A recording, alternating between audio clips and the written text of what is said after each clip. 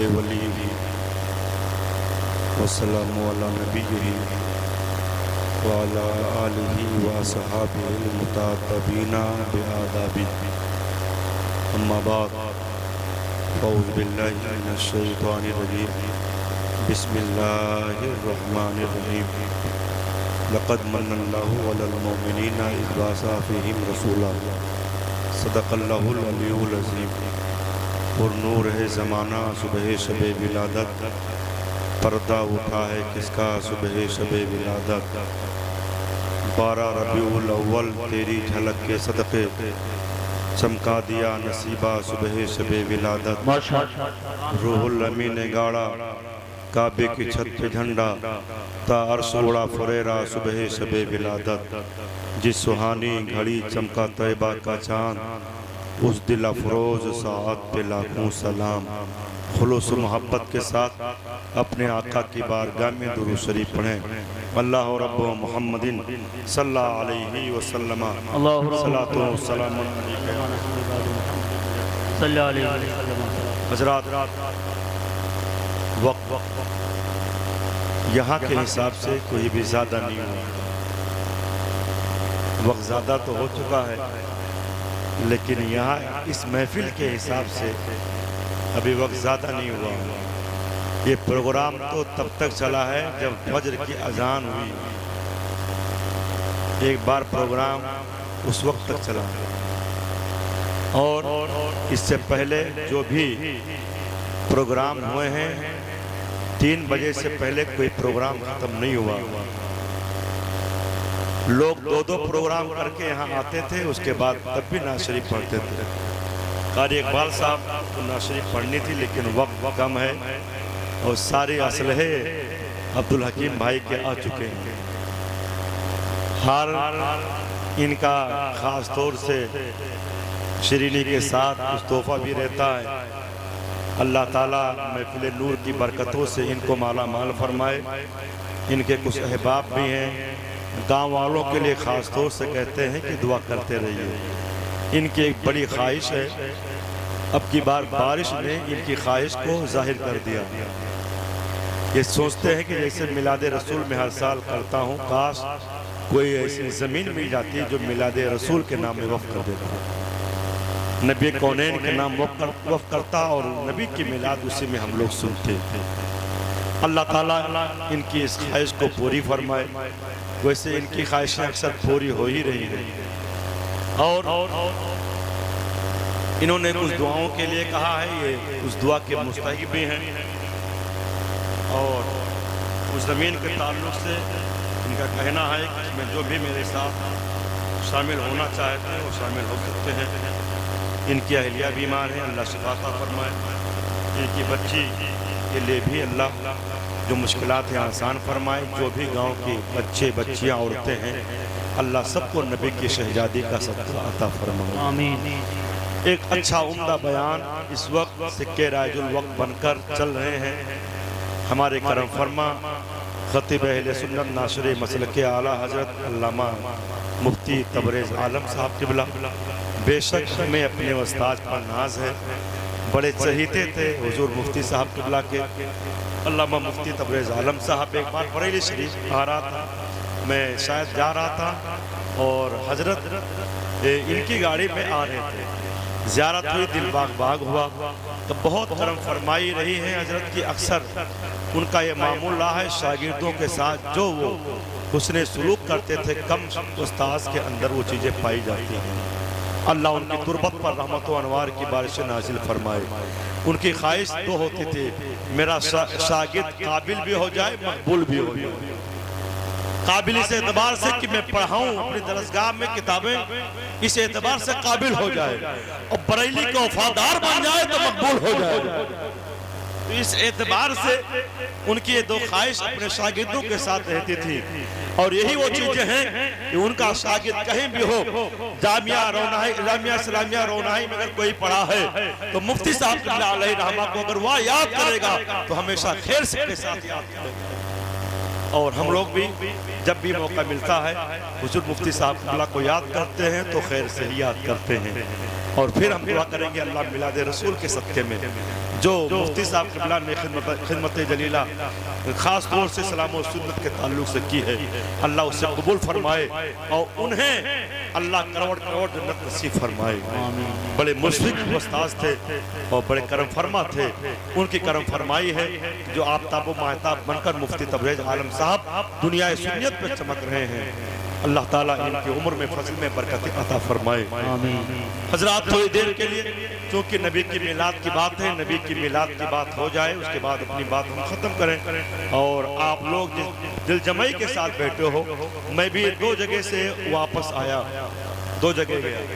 एक जगह तो वहाँ उस गांव में गया हूँ कि उस गांव के हालात कुछ दिन पहले इस तरह थे कि जो कहने के लायक नहीं है, क्योंकि मैं मजमे में किसी की इस तरह बात न की जाए कि वहाँ कोई कमी जाहिर हो, लेकिन ये थे कि उनके हालात बहुत बेहतर नहीं थे, लेकिन आप उनके हालात बहुत बेहतर हो गए हैं।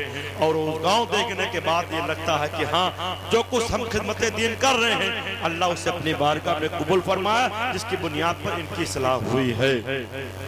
उसके बाद आपके दयार में हाजिर हुआ। वैसे आज की तारीख में सुल्तानपुर का प्रोग्राम था और पिछली बार मेरा बनारस का प्रोग्राम था, लेकिन दोनों प्रोग्राम इस तरह कैंसिल हुए कि मैं इस प्रोग्राम में शामिल हुआ। तो अब की बार तो सोच रहा था हो सकता है शिरकत ना हो पाए, लेकिन ये आपकी मोहब्बतें और आपके खुलूस है, जिस खुलूस की जंजीर में जगड़ता हुआ हर कोई आपके गाँव में आ जाता है। अल्लाह ताला आपके खुलूस को सलामत रखे। नबी कौनैन के ताल्लुक से आज बहुत से प्रोपेगेंडे किए जा रहे हैं, जिसके बुनियाद पर आज मीडिया नबी कौनैन की जो असल जिंदगी है, जो उनका नबी कौनैन का कैरेक्टर है, वो सही तौर पर पेश नहीं कर रही है। अगर नबी कौनैन की जिंदगी असल उनके सामने पेश की जाए, अगर वो लोग पेश करें उनका कैरेक्टर, उनका हुस्न अखलाक लोगों के सामने दरमियान में पेश करें, तो हमारे ख्याल से दुनिया में कोई ऐसा इंसान नहीं है जो मोहसिन कायनात की बराबरी कर सके। दुनिया में कोई ऐसा नहीं है जो मोहसिन कायनात के अखलाक की बराबरी कर सके। मेरा नबी वो है जिसका खुल्क लाजवाब है, मेरा नबी वो है जिसका कैरेक्टर लाजवाब है, मेरा नबी वो है जिसका अखलाक लाजवाब है, मेरा नबी वो है जिसका गुफ्तान लाजवाब है। नबी चले तो हदीस बन रही है, नबी कहे तो हदीस, नबी करीम कर दे तो हदीस। मेरे नबी अगर कर रहे हैं तो हमारे लिए जिंदगी की मेराज हो रही है। अगर उन अदाओं में हम ढल जाए, मेरे नबी जो फरमा दिए है वही शरीयत बन रही है, मेरे नबी ने जो मना कर दिया है वही शरीयत है, हमारे नबी ने जो तय कर दिया है वही शरीयत है। तो पता चला मुसलमानों, मेरे नबी वो लाजवाब जात मेरे नबी की है, जो लाजवाब जात मेरे नबी की अल्लाह करीम ने बनाई है, वैसी जात अल्लाह ने किसी की नहीं बनाई है। अल्लाह ने किसी को पैदा नहीं किया है। दुनिया में एकता कोई अगर है तो मेरे नबी के साथ है। उनके जैसा ना हुस्न किसी के पास, ना अखलाक किसी के पास, ना किरदार किसी के पास। अरे सबसे बेहतर, सबसे आला, सबसे औला हमारे नबी है।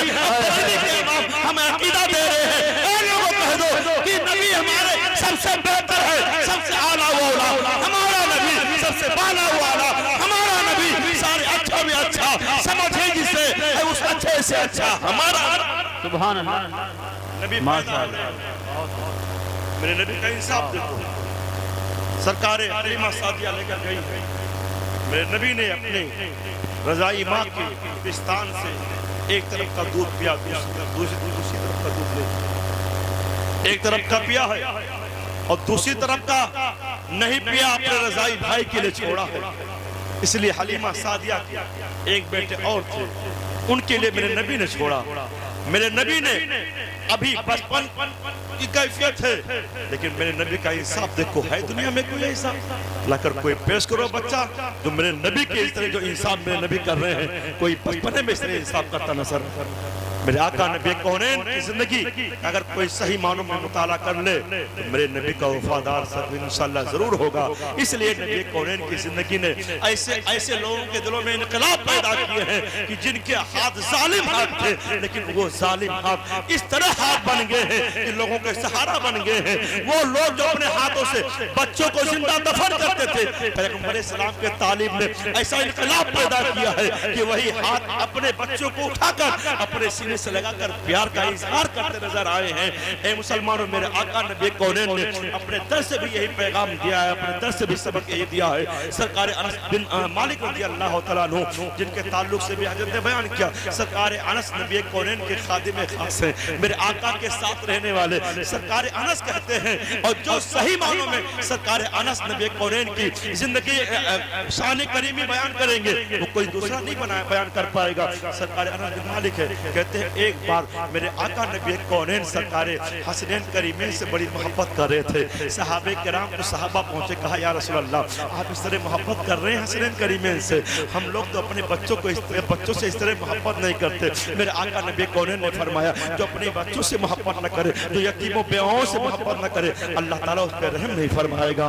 ए मुसलमानों, मालूम ये हुआ मेरे आका नबी कौनैन अपने बच्चों से मोहब्बत करते हैं, क्योंकि वो दौर जमाने जाहिलियत का इस तरह था कि लोग बच्चों को अपने करीब नहीं आने देना चाहते थे। कोई ये ना समझे अरे बच्चों को खिला रहा है, लेकिन मेरे आका ने सरकार इब्राहिम से इस तरह मोहब्बत की है। सरकार अनस ही कहते हैं कि सरकार मेरे आका नबी कौनैन सरकार इब्राहिम से बड़ी मोहब्बत करते थे, बड़ी मोहब्बत करते थे। सरकार इब्राहिम को जो दाई लेकर गई थी, वहां मेरे आका जाते थे और सरकार इब्राहिम को खिलाते थे और उसके बाद फिर तशरीफ लेकर आते थे। ये सरकार अनस कह रहे हैं। तो पता चला मुसलमानों, एक बच्चे से किस तरह मोहब्बत की जाए। पैगंबर इस्लाम की जिंदगी का अगर मुताला कर लिया जाए तो हमें मालूम हो जाएगा। उस दौर में अभी आपने सुना कि औरतों का कोई मकाम नहीं था। पैगंबर इस्लाम जिस मौके पर एक बेवा खातून से शादी कर रहे हैं, उस दौर में ऐब था।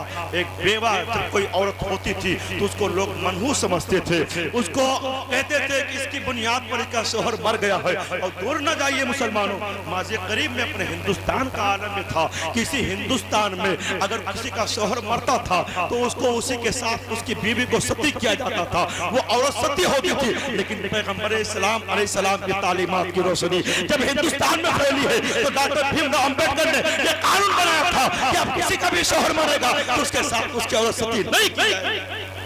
नारे तकबीर, नारे रिसालत।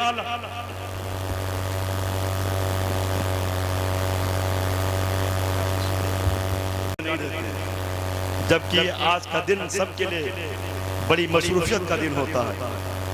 हम तो बाहर इसलिए ज़्यादा नहीं कोशिश करते हैं कि जाएं कि बाहर जाने पर जो धानेपुर बाजार का जुलूस निकलता है उसमें शिरकत मुश्किल हो जाती है। जुलूस मोहम्मदी की वजह से मैं अक्सर बाहर के प्रोग्राम कैंसिल करता हूँ, लेकिन हो सकता है वही सबब बनती हो जो अब्दुल हकीम भाई के प्रोग्राम में मेरी शिरकत हो रही है। अल्लाह ताला हाजिरी कबूल फरमाए। मैं आज कर रहा था मेरे आका नबी कौनैन की जिंदगी से एक बच्चों को से किस तरह मोहब्बत की जाए उसका भी पैगाम मिल रहा है। चलते चलते मुसलमानों, उस दौर में सबसे जो बड़ी इल्लत थी लोगों के दरमियान में, जब बच्ची पैदा होती तो लोग उसको जिंदा दफन कर दिया करते थे, उसे अपने घर में रखना गवारा भी नहीं करते थे। जमाने जाहिलियत में एक सहाबी रसूल जमाने जाहिलियत में थे जिनका नाम था सासा। कहते हैं कि एक बार नबी कौनैन की बारगाह में अर्ज़ किया, या रसूल अल्लाह, ज़माने जाहिलियत में मैंने कुछ नेक काम किए हैं, क्या उसका भी अजर अल्लाह ताला फरमाएगा? कहा कौन सा नेक काम? कहा या रसूल अल्लाह, जब आप मबूस नहीं हुए, आपके तालीमात की रोशनी आप नहीं भी थी, उससे पहले अरब का दस्तूर था कि लोग अपने बच्चों को जिंदा दफन किया करते थे। एक बार मेरे 2 ऊँटनियाँ गायब हो गईं, मैं ढूंढने के लिए निकला, मेरी ऊँटनी मिल तो गई, लेकिन मैंने देखा एक मकान है, दरवाजे पर एक बुढ़े बैठे हुए हैं। मैं जाकर उनसे मिला और उसके बाद थोड़ी देर बैठा रहा। इतने में अंदर से आवाज आती है, पैदाइश का वक्त है। थोड़ी देर के बाद फिर बुढ़े ने कहा, ये बताओ बच्चे की पैदाइश हुई है या बच्ची की पैदाइश हुई है? अंदर से आवाज आई, बच्ची की पैदाइश हुई है। जैसे बच्ची की पैदाइश हुई है सुना तो कहा, ऐसा है उसे उसी आंगन में जिंदा दफन कर दो। कहते हैं जब मैंने सुना कि ये बुड्ढा कह रहा है उसे जिंदा आंगन में दफन कर दो, तो मेरा कलेजा तड़प गया। मैं उस वक्त परेशान हो गया कि अभी बच्ची पैदा हुई है, उसने दुनिया की रंगीनियां भी नहीं देखी है, उसकी सही आंख भी नहीं खुली होगी, और ये जालिम कैसा बुड्ढा है जो कह रहा है कि उसी आंगन में उसे दफन कर दो। क्योंकि हजरत सासा ये बड़े सलीमुत्तबा थे, जमाने जाहिलियत में बड़े नरम दिल थे। कहते हैं कि मेरा दिल तड़प गया, मैंने कहा ए बुढ़े आज तुम आखिर उस बच्ची को क्यों दफन कर रहे हो? क्या तुम्हें मालूम नहीं है कि अरब का दस्तूर क्या है, अरब का माशरा कैसा है? अगर मेरे घर में बच्ची जन्म ली है और बच्ची बड़ी हुई तो लोग मुझे क्या कहेंगे? लोग मुझे ताना देंगे तुम्हारे घर में बच्ची है। ये मुसलमानों ऐसे मौके पर उस बुढ़े ने जब इस तरह कहा तो कहते मेरा दिल लड़क जाता, तड़प जाता है, मैं परेशान हो गया। आज भी मुसलमानों कहीं ना कहीं एक झलक हमारे माशरे में वो पाई जा रही है कि हमारे घरों में जब बच्ची पैदा होती है तो आज जिसके घर में बच्ची पैदा होती है उसका चेहरा लटक जाता है, और अगर बच्चा पैदा होता है तो महफिल में जाकर चौराहे पे जाकर कहता है अरे आपको मालूम है हमारे घर में पैदाइश हुई है, कौसे पाक का करम हुआ है, हमारे घर में पैदाइश हुई है, आपकी दुआएं हुई है, मेरे घर में बच्चे की पैदाइश हुई है। आदमी बड़े फख्र से कहता है, लेकिन अगर बच्ची की पैदाइश हुई है तो पड़ोसी को खबर नहीं होती है कि इसके घर में किसी की पैदाइश हुई है। पता चला मुसलमानों कहीं ना कहीं वो गमगीन होता है और कुछ सास बनकर इस तरह जुल्म करती है अपने ज़हन फिक्र में कि अगर वो सास है और उसकी बहू, अगर उसके दो बच्चियां हैं, अगर तीसरी बच्ची हो जाती है तो कहती कैसे मनहूस औरत है कि इसकी कोख में बच्ची ही बच्ची जन्म ले रही है। अब ऐसे मौके पर वो मकून का नहीं मलामत कर रही है और वो बेचारी और उसके तकदीर में अगर बच्ची लिखा है तो कौन है जो उसको टाल सके, उसका कसूर क्या है? लेकिन ये मकून करने वाली ये औरत सास की शक्ल में सही मानों में एक डायन की शक्ल है। इसलिए कि मेरे आका ने फरमाया अगर तुम्हारे घर में बच्ची पैदा हो रही है तो अल्लाह की रहमत है, अल्लाह की रहमत को जो सहमत कह रही है वो सही मानों में वो सास नहीं है बल्कि वो डायन है। अल्लाह की रहमत होने के बाद खुशियों का इजहार होना चाहिए। हमारे घरों में सफे मातम हो जाता है, सब बीत जाता है। इसका मतलब ये है कि आज हमारे माशरे में बच्चों को मकाम नहीं है, और ये तो बहुत पहले हमारे पैगंबर ने कहा। आज इंडिया गवर्नमेंट ने भी भ्रूण हत्या पे जो जो सैंपल होता है उस पर पाबंदी लगा दी है और भ्रूण हत्या को जुर्म करार दिया है।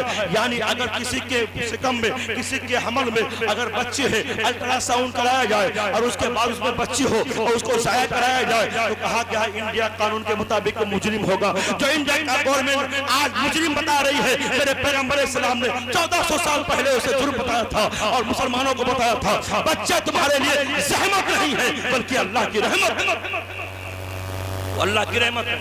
अच्छा एक वजह और भी है, हाँ तो मेरे समझ में बात आती है बच्चा पैदा होने पर आदमी को ज्यादा तकलीफ नहीं होती, लेकिन तकलीफ इसलिए हो रही है कि हमारे माशरे ने, कल्चर ने, हमारी सकाफत ने बच्चों की शादियों को इतना महंगा कर दिया है कि जब किसी के घर में 2 बच्ची पैदा होती है और तीसरी आ जाती है तो आदमी सोचने लगता है एक बच्ची में 10 लाख खर्चा होगा, कम से कम 5 लाख तो खर्चा ही होगा। और खान साहबों की शादी और महंगी होती जा रही है। मुसलमानों ये आपकी जिम्मेदारी बनती है शादियां आप सस्ती कीजिए ताकि बच्चियां बेकीमत ना हो। तो अब 5 लाख सोचता है तो पसीना आ जाता है, एक बच्ची और पैदा हो गई है, अब 10 लाख हो गया, फिर पसीना आया, जब तीसरी बच्ची पैदा हुई है तो उसको पसीने अब आ रहे हैं, वो सोच रहा शादी कैसे करूंगा, 1 बीघा खेत है और इतना इंतजाम में जहेज का कहां से करूंगा। इसी परेशानी में अब उसके माथे पे शिकन आ जाती है। तो ये शिकन लाने वाला कौन है? ये हमारा माशरा है, ये हमारी तहजीब है, ये हमें लोग हैं।